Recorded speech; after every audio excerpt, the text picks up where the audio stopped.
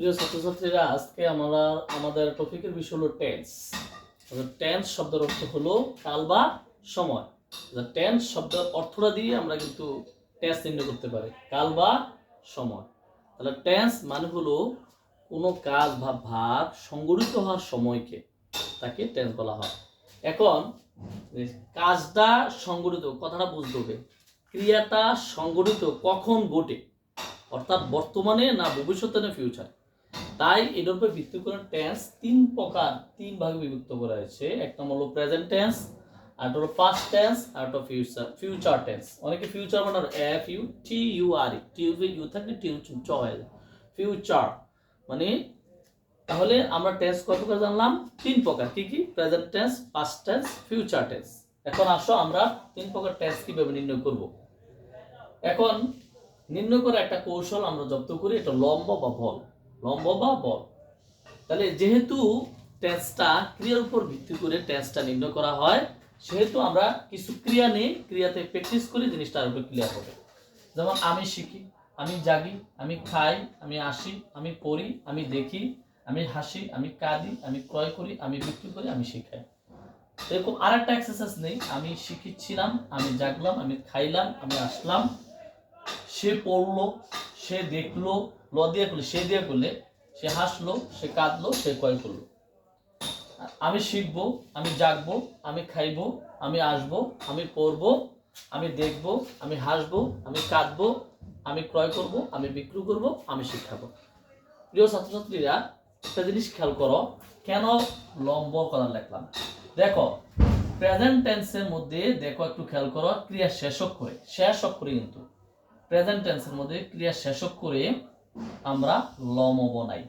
তার মানে হলো যে ক্রিয়া শেষ করে, বাংলাতে, ইংলিশ না, যে ক্রিয়া শেষ করে ল ম ব না থাকবে সেগুলোকে আমরা বলবো এটা প্রেজেন্ট টেন্স। যেমন আমি শিখি, এটা প্রেজেন্ট টেন্স। এগুলো আমি দিয়ে লাগালে সবগুলো প্রেজেন্ট টেন্স। আমি জাগি, আমি খাই, আমি আসি, আমি পড়ি।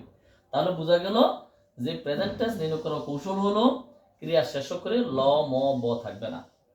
কিন্তু পাস্ট টেন্স একটু খেয়াল করো, ক্রিয়া শেষ করে আমি শিখেছিলাম, আমি জাগলাম, আমি খাইলাম, অর্থাৎ সেকেন্ড পারসন বা থার্ড পারসন, সে শিখলো, সে জাগলো, সে খাইলো। তাহলে ল লাম শেষ অক্ষর থাকবে। দেখেন লাম লাম লাম লাম সবগুলোর ক্রিয়া শেষে লাম আছে। আবার যদি আমরা ল দিয়ে বলি, সে শিখলো, জাগলো, খাইলো, আসলো, পড়লো, দেখলো, আসলো, কাঁদলো, কয় করলো, ডট ডট আরো কিয়ামত পর্যন্ত চলবে। তাহলে ক্রিয়া শেষ অক্ষরে যে ল ম, এখানে নির্ণয় করার কৌশল।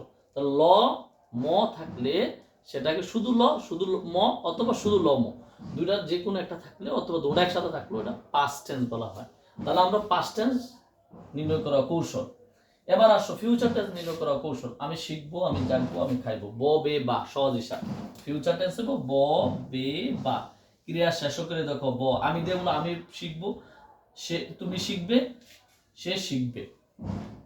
তাহলে ব বে বা, তাহলে তুমি শিখবা, তাহলে আমি শিখবো, তুমি শিখবা, সে শিখবো। তাহলে আমি জাগবো, আমি খাইবো, আমি আসবো, আমি পড়বো, শেষ করে কি আছে? ব আছে। তাহলে আমরা বুঝবো ক্রিয়াটা নির্ণয় করবো কেন, যেহেতু টেন্স তিন প্রকার। তাহলে আমরা কি বুঝলাম? এই যে বল দেয়াল বা লম্ব অক্ষর দেব বুঝবো, টেন্স নির্ণয় করবো। তাহলে টেন্স হলো তিন প্রকার, কোনো সংখ্যা টংখ্যা শিখতে হয় না। Present tense, past tense, future tense. তাহলে দেখো আরেকটু যদি আমরা সেন্স দিয়ে বুঝি, ব্রেন দিয়ে বুঝি, যে আমি শিখি, এই কথাটা কইলে কিন্তু বর্তমানে বোঝায়।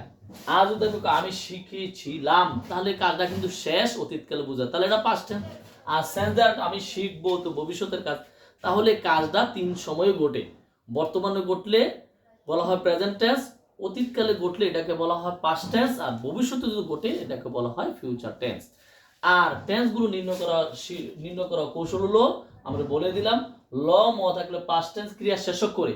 যেহেতু আমরা আগে বলেছি যে টেন্সটা নির্ভর করে আসলে ক্রিয়াটা দিকে, আমরা সাবজেক্ট দিকে থাকবো না, এই ক্রিয়াটা শেষ করে ল আছে কিনা, ল থাকলে পাস্ট টেন্স, ম থাকলে পাস্ট টেন্স, ব থাকলে ফিউচার টেন্স, আর ল ম কোনোটা না থাকলে প্রেজেন্ট টেন্স। তাহলে আমরা তিন প্রকার টেন্সটা নির্ভর করবো ক্রিয়ার উপর ভিত্তি করে।